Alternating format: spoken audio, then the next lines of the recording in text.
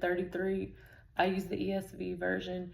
Whosoever seeks to preserve his life will lose it, but whoever loses his life will keep it.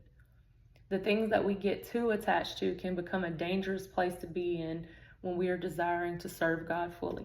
The desire to control outcomes, clinging to worldly possessions, can lead to a deficit in all reality. We can find ourselves putting integrity on the back burner and living a life that is actually self-centered. I can speak on it because I've been there. Jesus isn't saying go and be a martyr necessarily, but to hold on to our possession, but not to hold on to our possessions, status, and lives lightly, as all of it is fleeting. We cannot take anything with us when we leave this place. There was a time in my life that I was wanting to go in a different direction. I didn't really know what I should do, so I started writing in my journal like a list of options. I was living in this apartment that I really was just uncomfortable with, and just me and my son, and I just felt a sense of God was wanting me to move on from that place. And so I didn't really have a foolproof plan. Sometimes when you're following God, he only shows you little steps because he doesn't want to freak you out with the big steps.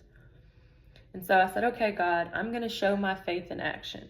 I went into my closet that night and I started packing things up. As I was sitting on the floor in the closet, going through my things, I was singing a worship songs to God and just spending that moment with him. And eventually I ran out of songs to sing. And then this phrase came into my mind, bridge over troubled water. I thought, well, that's a weird song, but somehow in my spirit, I knew that it was a song. And so I got up, stopped packing, and went and got on YouTube, and I started searching for the song.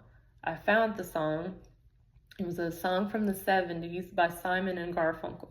I have never heard of these strange men at all. So the song was extremely beautiful. I loved it. I was into it. And it was like a pledge of friendship, love, protection. And it just felt like God had stepped into my mess right there, surrounded by all of my stuff in that closet.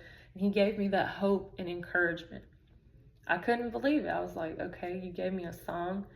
But I think when you tell people stories like this, I think people sometimes think, well, why would God do that for them? No, it's not like that. God will do it for anyone. It's just about being intentional about your time with God, about opening your heart and mind to the supernatural. A lot of people are so closed-minded. And then so I started packing faster. The song was just like an anthem. I just played it for a few times, and it just pushed me to just step into the unknown, that God will be with me through it all. I've made my bed hard